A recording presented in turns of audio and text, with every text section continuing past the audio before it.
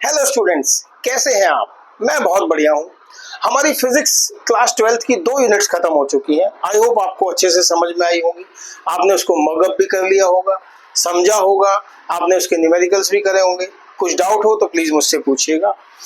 आज हम बात करते हैं यूनिट नंबर 3 की, जो कि आपकी है मूविंग चार्ज एंड मैग्नेटिज्म, और एक और चैप्टर है इसमें मैग्नेटिज्म का, जो हम इसके बाद हम फिनिश करेंगे।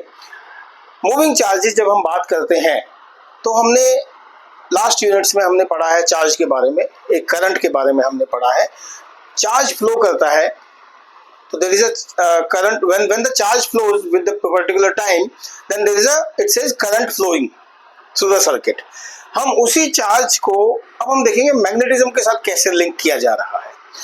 आई होप आपने मैग्नेट तो बचपन में यूज किया होगा, आप बचपन में खेले भी होंगे। ऐसा हो नहीं सकता कि बच्चा मैग्नेट से ना खेले। आजकल जो टॉयज आ रहे हैं, जो आपके छोटे छोटे एक्सपेरिमेंट करने के लिए आ रहे हैं, जो कि बच्चे बहुत अपने बर्थडेज पे या किसी भी इवेंट पे वो मांग लेते हैं माँ बाप से, और माँ बाप वैसे भी दिलाते हैं एक्सपेरिमेंट करने के लिए, उसमें मैग्नेट आता ही आता है। तो मैग्नेट आपने देखा है, एक ब्लैक कलर का एक रेक्टेंगुलर शेप में एक छोटा सा एक डिवाइस होता है, या छोटा सा मैं कह दूं एक बार होता है, इसको बार बोलते हैं, जैसे चॉकलेट बार होता है। तो ये एक बार है, इसके 2 पोल हैं, एक नॉर्थ पोल बोलते हैं और एक साउथ पोल बोलते हैं। हम देखेंगे कैसे ये जो मूविंग चार्ज पार्टिकल है और ये मैग्नेटिज्म एक दूसरे से इंटर रिलेटेड है। तो हुआ क्या, हम बहुत सालों से पढ़ रहे हैं इलेक्ट्रिसिटी, मैग्नेटिज्म। एक साइंटिस्ट आए ऑयस्टेड, जिनको मैं ऐसे प्रोनाउंस करूंगा OERSTED, ऑयस्टेड। ये एक साइंटिस्ट आए, इन्होंने देखा कि भाई जब कोई करंट कैरिंग वायर या कंडक्टर मेरे किसी मैग्नेट के पास जाता है तो मेरे उस मैग्नेट में डिफ्लेक्शन होती है। यानी कि कोई एक वायर है, उसमें कोई करंट फ्लो कर रहा है, तो उस वायर के आसपास एक ऐसा पोर्शन बना हुआ है जिसकी वजह से मेरी एक मैग्नेट बार, मान लो मेरी मैग्नेट बार है, यहाँ पे नॉर्थ है और यहाँ पे साउथ है, ठीक है, मेरा करंट ऐसे फ्लो कर रहा है। तो ये जो मैग्नेट बार ऐसे, suppose this is south, this is north, ये मैग्नेट बार मेरी इस तरह से डिफ्लेक्ट करेगी टुवर्ड्स दी वेस्ट, मतलब ये वेस्ट की तरफ भागेगी। ये ईस्ट है, ये वेस्ट है, तो ये मेरा मैग्नेट बार ऐसे भागेगा वेस्ट की तरफ, ठीक है। तो मेरा जो साउथ और नॉर्थ पोल है वो डिफ्लेक्ट करेगा, डिविएट करेगा, मूवमेंट में आएगा। यानी कि ये जो पोर्शन है, ये जो पार्ट है, ये जो पार्ट है, यहाँ पे कहीं ना कहीं इस करंट कैरिंग कंडक्टर का कुछ इम्पैक्ट है, इफेक्ट है, जिसकी वजह से ये बार मैग्नेट भी अफेक्ट हो रहा है। अच्छा, आप देखिए, हमने बिजली की तारें देखी हैं घरों के आसपास, जो पोल्स लगे होते हैं। अभी तो चलो सिंगल ट्विस्टेड वायर्स आ गई हैं, जो एक सिंगल वायर में 3 तार होती हैं जो ट्विस्ट होकर लगाई जाती हैं, बहुत मोटा बंडल बनता है उसका। पहले या अभी भी और जगहों पे आपने देखा होगा कि देर आर 3 वायर्स ऐसे, और there is a gap between these 3 wires. Why there is a gap? क्योंकि इस वायर के अंदर जो करंट कैरी कर रही है, और बहुत हाई टेंशन का वायर होता है, हाई टेंशन करंट फ्लो करता है, इसकी अपनी एक फील्ड होती है, अपनी एक फील्ड होती है। हमने इलेक्ट्रिक फील्ड के बारे में पढ़ा है, इसकी अपनी होती है, इसकी अपनी होती है। तो अगर ये थोड़ा सा भी नजदीक आए तो व्हाट विल हैपन, एकदम से ये चिपक जाएंगे और वहां पे सर्किट ब्रेक हो जाएगा और आग लग जाएगी, या वो करंट का फ्लो रुक जाएगा। नाउ, तो ऑयस्टेड ने 1820 में ये एक्सपेरिमेंट दिया कि भाई मेरा अगर कोई करंट कैरिंग कंडक्टर वायर, मेरा कोई करंट कैरिंग कंडक्टर वायर के पास में मैं एक कोई बार मैग्नेट या बार नीड या कोई निडल, नॉर्थ साउथ पोल की एक निडल रख देता हूं, जो कि वर्टिकली एक मान लो ट्राइपॉड स्टैंड पे या किसी स्टैंड पे रखी हुई है, तो this will move from east to west like this, it will move. अगर वो करंट का फ्लो, फॉर एग्जांपल, अगर वो करंट का फ्लो मेरा उल्टा हो जाता है, ऑपोजिट इस साइड, और बार मैग्नेट ऐसे रखा हुआ है नॉर्थ साउथ, तो it will move towards like this, ऐसे। तो ये जो डिफ्लेक्शन है ये ऐसे जाएगा, इस तरह से, ठीक है। इन्हीं चीजों को देखते हुए इन्हीं चीजों को देखते हुए मेरे पास दो रूल्स आते हैं भाई। पहला है, आप बताएं, पहला पढ़ा है फ्लेमिंग्स लेफ्ट हैंड रूल, और दूसरा है मेरा राइट हैंड थंब रूल, वो भी मैं भी पढ़ाऊंगा। आई होप ये आपको समझ में आया होगा। ठीक है बच्चों, बहुत ही सिंपल है। फिलहाल उन्होंने क्या देखा कि भाई करंट जो जा रहा है उसकी वजह से यहाँ पे डिफ्लेक्शन हो रहा है, that means there is something which is causing this deflection, और वो किसी एंगल पे हो रहा है। ठीक है, तो यानी कि वहां पर कोई ना कोई फील्ड जनरेट हो रही है। अब हम उसी फील्ड के बारे में पढ़ेंगे कि वो किस तरह से मेरा फील्ड जनरेट हो रहा है। नाउ अब हम मैग्नेटिक, अब उसको फील्ड को हम क्या कहते हैं, मैग्नेटिक फील्ड। हम क्या कहते हैं उसको, मैग्नेटिक फील्ड। नाउ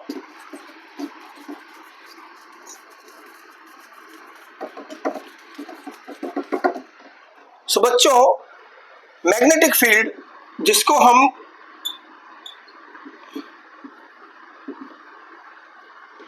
B से डिनोट करते हैं, मैग्नेटिक फील्ड को हम B से डिनोट करते हैं। हमने इलेक्ट्रिक फील्ड किससे डिनोट की थी, E से, तो मैग्नेटिक फील्ड को हम B से डिनोट करेंगे। और इलेक्ट्रिक फील्ड किस नाम से थी, E से डिनोट की थी, जिसमें हमने ऐसे वेक्टर लगाया था। सिमिलर वेक्टर हम इसमें लगाएंगे। वेक्टर मतलब this magnetic field has both direction and magnitude. इसकी एक वैल्यू भी है और इसकी एक पर्टिकुलर डायरेक्शन भी है। It is like the way electric field has. ठीक है, अच्छा, जब हम इस मैग्नेटिक फील्ड को डिफाइन करते हैं तो हम ये देखते हैं कि मान लो कोई चार्ज पार्टिकल है और वो किसी इलेक्ट्रिक फील्ड B में रखा हुआ है। ठीक है, and the charge particle moving with a velocity of v। मान लो v वेलोसिटी के साथ वो मूव कर रहा है, which is making an angle theta with the field. Field के साथ वो एक एंगल थीटा बनाता है। अब इसकी तीन डायरेक्शन होती है, आपको पता है एक्स वाई जेड एक्सिस होती है। मान लो ये आपका हो गया वाई एक्सिस, ये यहाँ पर एक आ गया और यहाँ पर एक आ गया, ये हो गया एक्स एक्सिस और यहाँ हो गया जेड एक्सिस। ठीक है, अब v के हमने क्लासिकल मैकेनिक्स, जैसे हम आगे भी पढ़ेंगे आपके फर्दर आपकी मास्टर उसमें बीटेक में, या आपकी अगर आप कोई बीएससी एमएससी करेंगे तो उसमें भी, तो हमने क्या पढ़े हैं, इसके दो कंपोनेंट्स होते हैं। ठीक है, ये जो नॉर्मल है, वी नॉर्मल है, जो ये 90 डिग्री पे बन रहा है, इसके दो कंपोनेंट हैं इस थीटा के साथ। एक है वी कॉस थीटा और एक है वी साइन थीटा। तो साइन थीटा हमेशा इधर एक्स की तरफ और कॉस थीटा मेरा यहाँ बनेगा। अब देखिए, इनकी वजह से इस चार्ज पार्टिकल, क्योंकि फील्ड की वजह से चार्ज पार्टिकल और फील्ड है, तो obviously there is a force. तो यहाँ पर एक फोर्स भी लग रहा है। क्या लग रहा है, एक फोर्स। ठीक है, एक फोर्स भी मेरा यहाँ लग रहा है। अब मैं देखता हूं कि ये जो फोर्स है ये किस किस कंपोनेंट पे डिपेंड कर रहा है।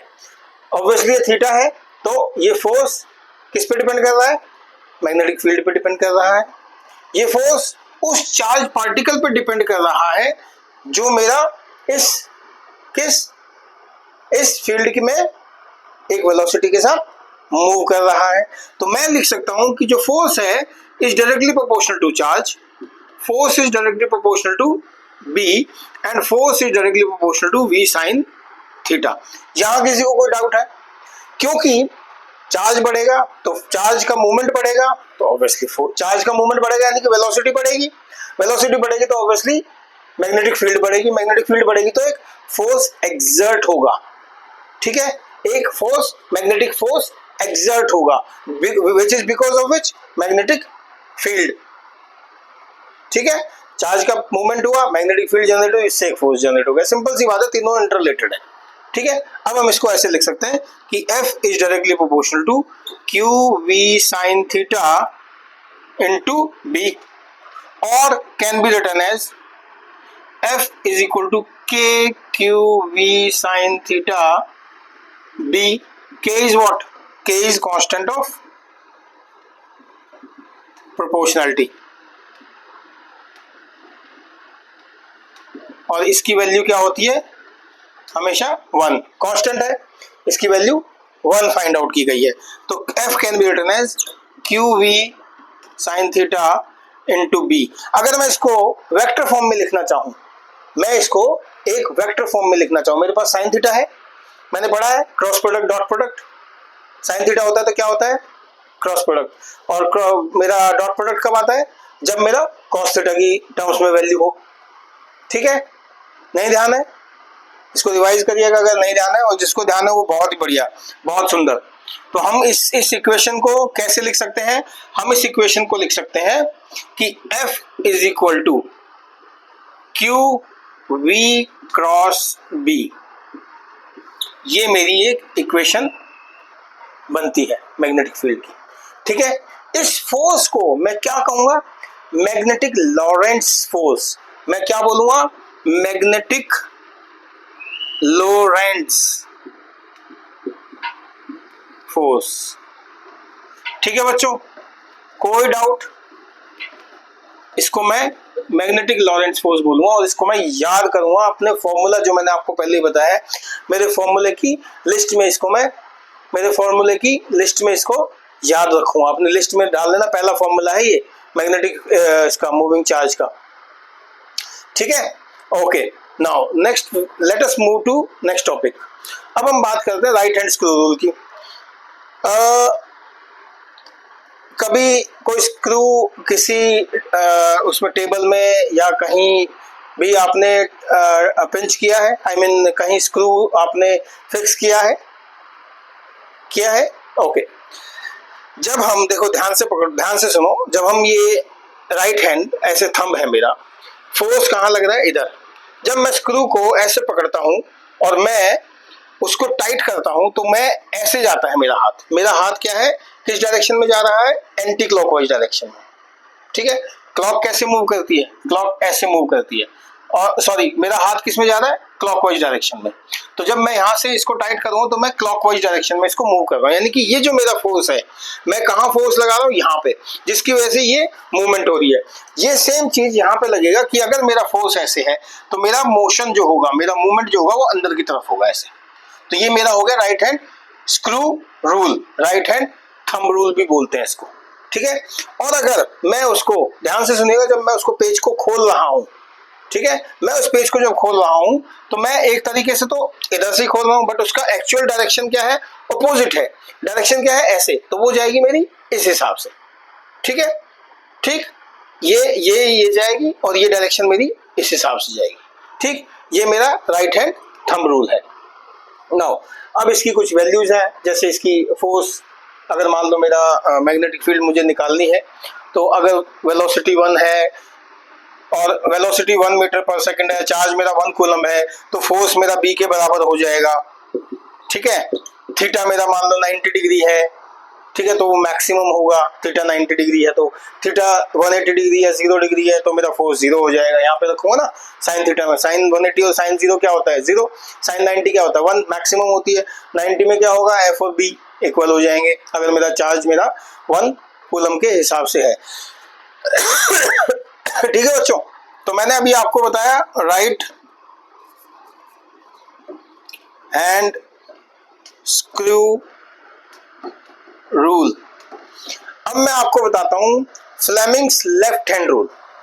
ठीक है, ये दो बेसिक कंसेप्ट इसलिए मैं आपको बता रहा हूं, ये दो बेसिक कंसेप्ट मैं इसलिए आपको बता रहा हूं क्योंकि ये जो दोनों कंसेप्ट्स हैं, ये कंसेप्ट आपके आगे तक काम आएंगे। जब इस चैप्टर को हम आगे और पढ़ेंगे, जब हम और इसके फंडामेंटल्स जब और डिटेल में पढ़ेंगे, ठीक है, तब आपके ये रेगुलेशंस काम आएंगे। जैसे आपको ध्यान होगा, हमने कैपेसिटेंस का जब चैप्टर किया था तो कैपेसिटर इन पैरेलल प्लेट पढ़ा, फिर हमने डाइलेक्ट्रिक पढ़ा, तो हमने जो शुरुआत में इलेक्ट्रोस्टैटिक के जो कॉन्सेप्ट्स थे उन्हीं को डिटेल में आगे उसमें यूज किया, कैपेसिटेंस इन पैरेलल प्लेट और डाइलेक्ट्रिक स्लैब।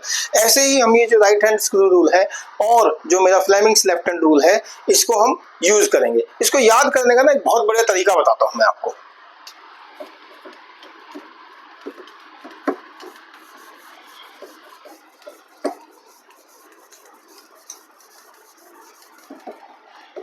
देखो ध्यान से सुनो,